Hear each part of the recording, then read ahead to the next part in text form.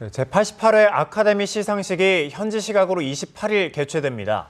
올해도 쟁쟁한 후보들이 경쟁을 펼치는 가운데 지난해에 이어 또다시 인종차별 논란이 일면서 백인들의 잔치라는 오명을 쓰고 있습니다. 네, 하재근 문화평론가와 함께 아카데미 시상식의 이모저모 한번 살펴보겠습니다. 어서 오세요. 네, 어서 오십시오. 안녕하세요. 네.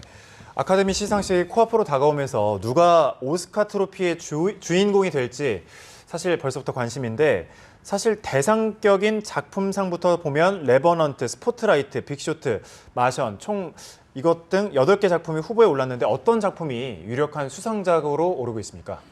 현재 지금 가장 많은 사람들의 주목을 받고 있는 것은 레버넌트 이 작품인데 이 작품이 지금 작품상, 감독상, 나무주연상 등 총 12개 부문에 후보에 올랐기 때문에 네. 현지에서 매우 지금 그 상을 받을 가능성이 높은 거 아니냐. 특히 골든글러브 드라마상하고 미국 영화감독 조합상하고 영국 아카데미상을 이미 받았기 때문에 네. 이 정도 받았으면 그리고 미국 그 감독 조합상을 받은 작품이 아카데미 이 작품상을 받을 가능성이 거의 한 80% 이상이다. 이런 말까지 나오고 있기 때문에 예. 이 정도면 뭐 따놓은 당상 아니냐는 추측도 있으나 네. 문제는 이 영화 감독이 알레한드로 곤잘레스 이냐리투 이름부터가 벌써 영어 어렵네요. 같지 않은 느낌 멕시코계라는 뜻이죠. 네. 이 감독이 작년에 버드맨으로 작품상 감독상을 이미 휩쓸었는데 네. 과연 보수적인 헐리우드 이 아카데미 회원들이 멕시코계한테 2년 연속으로 작품상을 과연 안겨줄 것인가 여기에 대해서는 매우 심각한 의문이 있다. 그 정통 그 미국 영국계 백인이 아닌 사람에게는 그렇게 할 가능성이 좀 낮은 거 아니냐 네. 그런 말이 있어서 그렇다면 그 다음 주자로 떠오르는 영화는 빅쇼트. 빅쇼트가 이제 2008년 금융위기 당시 이 당시의 이야기를 그린 영화인데 네. 이 영화가 미국 영화 제작자 조합상을 받은 거죠. 그런데 미국 영화 제작자 조합 회원들이 결국 아카데미 회원이 돼서 투표를 할 가능성이 높기 때문에 네. 여기서 이쪽에서 상을 받은 게 이쪽에서도 작품상을 받을 가능성이 높다. 그래서 지금 레버넌트, 빅쇼트 2개 사이에서 무엇이 받을 것인가. 근데 의외로 또 다크호스는 스포트라이트 이런 게 있어가지고 네. 현재 3파전이라고 이제 볼 수 있겠습니다. 어떤 작품이 수상을 할지 궁금한데 저는 이 아카데미 시상식 보면서 수상작 선정을 어떤 기준으로 어떻게 하는 건가 궁금하더라고요. 아카데미 회원 6천 명이 투표를 하는데 네. 저마다 1등부터 1위, 2위, 3위 쭉 다 적는 겁니다. 그래서 1등으로 뽑힌 작품이 과반수가 넘으면 당연직으로 이제 작품상이 되는 건데 과반수가 되지 않으면 꼴등부터 이제 컷오프를 해 나가면서 꼴찌를 1등으로 찍은 사람이 2등으로 찍은 영화를 다시 네. 배분하는 나름 복잡하네요. 복잡한 예. 단순한 것 같지만 나름 복잡한 이런 방식인데 한마디로 이러한 방식이 어떠한 결과를 낳느냐. 호불호가 분명한 문제작보다는 모두가 2등으로는 꼽을 법한 그렇겠네요. 좀 무난한 어떤 명작류 여기 딱 이마에 명작 영화 이렇게 써 있는 것 같은 그러한 영화들이 작품상으로 뽑힐 가능성이 높아지게 됩니다. 네, 감독상 수상자도 좀 관심인데 앞에 또 감독을 짚어주셨어요. 주요 후보들이 누가 있나요? 감독상 같은 경우에는 말씀드린 대로 레버넌트 알레한드로 곤잘레스 이냐리투. 어렵네요. 네. 예, 이 감독이 뭐 과거에 바벨, 21g 이런 영화들로 거의 영화제 전문 감독, 명작 영화 전문 감독 이런 식으로 자리매김해서 영화 팬들의 상당한 지지를 받고 있고 그 외에 리들리 스콧, 마션의 감독 네. 그리고 매드맥스의 조지 밀러 이런 분들은 또 70대 이상의 노장이기 때문에 이러한 노장의 투혼에 어쩌면 또 아카데미 회원들이 표심이 모아질 수도 있다. 그런 말들이 나오고 네. 아니면 빅쇼트라든가 스포트라이트 이러한 영화들도 나름대로 감독상에 상당히 다크호스다. 이러한 지적들이 나오고 있습니다. 네, 이번에 나무주연상도 정말 치열하다고 들었거든요. 쟁쟁한 후보들이 많다던데 어떤 후보들이 있습니까? 예, 지금 나무주연상이 매우 큰일인데 아카데미 역사상 가장 주목을 받는 지금 나무주연상 누가 수상을 하게 될 것인가 그러한 시점인데 후보가 레버넌트, 예, 레오나르도 디카프리오라고 우리는 일반적으로 알고 있는 네. 근데 이제 정확한 어법으로 이야기하자면 리오나르도 디캐프리오라고 그렇죠. 해야 되는 네. 익숙하지 그 않습니다. 사람인데 어쨌든 지금 후보로 돼 있고 그리고 스티브 잡스, 마이클 패스빈더 네. 그리고 데니 시걸의 에디 레드메인 그리고 마션의 맷 데이먼 이런 배우들이 후보로 올라 있습니다. 쟁쟁하네요. 네. 정말. 예. 말씀하신 것처럼 그 올바른 발음으로 리오나르도 디캐프리오. 네. 사실 이분의 수상 여부가 좀 주목이 되는데 사실 앞에 뭐 연기력, 흥행성 모두 인정을 받고 있는데 유독 이번 상과는 좀 연관이 없었어요. 예, 오스카 그러니까 상과는. 이 디캐프리오가 95년에 19살 나이로 길버트 그레이프의 나무 조연상 후보, 그때부터 이미 아카데미 조연상 연기상 후보로 오르기 시작해서 그 이후에 3번이나 더 주연상 후보로 올랐으나 총 4번이나 후보로 올랐는데 한 번도 상을 주지 않았습니다.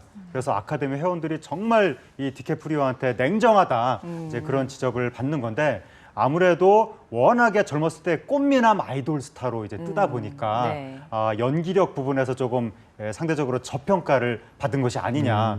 그래서 결국 미남이어서 죄인, 미남이 죄인. 그래서 아마 아직까지도 연기상을 받지 못했는데 아카데미에서는 골든글러브는 2번이나 받았습니다. 네. 이번에는 과연 5번째 도전에서 성공할 수 있을 것인가. 그게 지금 전 세계 팬들의 관심을 받고 있습니다. 그러니까요. 현지에서 전망은 어떤가요? 현지에서의 전망은 매우 가능성이 높다. 높다. 네, 왜냐하면 지금 레버넌트로 이 디캐프리오가 현재 이미 골든글러브 연기상, 영국 아카데미 연기상, 나무주연상을 받았기 때문에 네. 이 정도까지 했는데도 아카데미에서 나무주연상을 안 주면 영원히 안 준다는 얘기 아니냐. 이 정도는 줘야 되는 거 아니냐. 네. 그런 말이 나오고 우리나라에도 지금 리오나르도 디캐프리오, 원래 레오나르도 디카프리오가 더 익숙한데 어쨌든 네. 그걸 치면 연관 검색어로 개고생이란 단어가 떠오를 만큼 떠 있을 만큼 그 정도로 팬들한테 열연했다는 게 인정을 받는다는 거죠. 세계적으로. 이런 정도, 그러니까 거의 한 20여 년에 가까운 아카데미상의 도전 스토리, 그리고 이번에 작품으로 말한다. 굉장히 어떤 명작 영화로 네. 굉장한 또 열연, 영화 30도에서 그대로 또 벌판에서 연기를 했던 이러한 것들을 다 합쳐져서 봤을 때는 이번에는 가능성이 상당히 높지 않느냐. 한을 좀 풀어야 될 텐데. 그런데 그러니까요. 이제 문제가 지금 경쟁자가 데니 시걸. 데니 시걸에서 에드 레드메인이 경쟁자인데 네. 이 에드 레드메인이 한 역할이 최초로 성전환 수술을 한 화가의 역할이기 때문에 이러한 좀 어려운 역할, 뭐 성전환, 뭐 여장 남자 이렇게 어려운 역할을 하면 뭐 동성애라든가 이런 역할을 하면 아카데미 회원들이 또 몰표를 주는 경향이 있어서 네. 과연 디캐프리오냐 아니면 최초의 성전환 그 화가 역할이냐 둘 중에 어느 쪽으로 갈지 그에 귀추가 주목됩니다. 네, 사실 저도 그 레버넌트를 보긴 했는데 정말 그 아까 말씀하신 연관 검색어 개고생이라는 단어가 네. 어울릴 정도로 정말 고생했겠더라고요. 그런데 여우주연상 부문 역시 치열합니다. 원래는 케이트 블란쳇의 수상이 유력할 것으로 보였는데 네. 최근에 브리 라슨 네. 시상식에서 돌풍을 일으켰다고요. 예, 지금 브리 라슨이 룸이라는 영화 거기 나왔는데 이게 이제 17살에 납치돼서 거기 한 남자에 의해서 이렇게 아이까지 낳고 살다가 탈출한 여성의 이야기인데 거의 무명 배우라고도 할 수 있는데 이 영화로 인해서 지금 골든글러브, 영국 아카데미, 미국 배우조합상 여우주연상을 휩쓸었기 때문에 이 정도면 뭐 거의 확실시 되는 거 아니냐, 아카데미 여우주연상도. 그런 이야기가 나오고 있고 지금 경쟁자가 제니퍼 로렌스 그리고 케이트 블란쳇, 이게 경쟁자인데 네. 문제는 제니퍼 로렌스와 케이트 블란쳇이 2014년, 2013년, 14년에 연달아서 아카데미 여우주연상을 받았기 때문에 불과 얼마 전에 상을 줬는데 아카데미 회원들이 또다시 줄 것인가 라고 봤을 때는 여우주연상은 거의 뭐 브리 라슨이 확실시 된다라고 현지에서 이야기가 나오고 있습니다. 그렇군요. 이제 우리끼리 누가 상을 탈까 이렇게 예측을 해보는 게 참 재밌긴 한데 보면 주 조연상 후보 중에 유색인종 배우를 찾아볼 수가 없거든요. 이게 또 논란이 되고 있죠. 예, 지금 올해 아카데미 최대 이슈가 첫 번째 이슈가 지금 말씀하신 그 부분이죠. 유색 인종은 왜 아카데미에서 후보에도 못 오르고 상도 못 받는 거냐. 첫 번째가 인종차별 이슈, 두 번째가 디캐프리오 과연 나무주연상 받는가 이건데 네. 이 인종차별 같은 경우에 이번에 사회자가 크리스 록이라고 흑인인데 자신이 사회를 보면서도 SNS에 한마디 했습니다. 네. 아카데미는 백인 잔치다. 이런 식으로 한마디 했고 윌 스미스 굉장히 유명한 배우죠. 네. 윌 스미스 부인도 난 아카데미 참석 부인도 배우인데 아카데미 참석할 생각도 없고 TV 중계도 안 보겠다라고 했고 윌 스미스 본인도 나 참가 안 하겠다. 그 외에 수많은 흑인 유명 영화인들이 나는 그날 아카데미상 참석 안 하고 대신에 다른 기부 행사에 참석하겠다. 이렇게 보이콧 의사를 밝히고 있어서 네. 백인 배우들도 여기에 대해서 한마디씩 하고 있고 그러다 보니까 아카데미 측에서 앞으로는 이 투표하는 아카데미 회원의 인종의 어떤 다변화를 위해서 노력하겠다 이렇게 이제 대책을 밝히고 있으나 네. 지금 올해 당장은 흑인 영화인들이 상당히 참여하지 않는 그러한 반쪽 시상식으로 될 가능성이 지금 커지고 있습니다. 네. 네, 실제 그 수상에서 유색인종 수상자는 얼마나 되나요?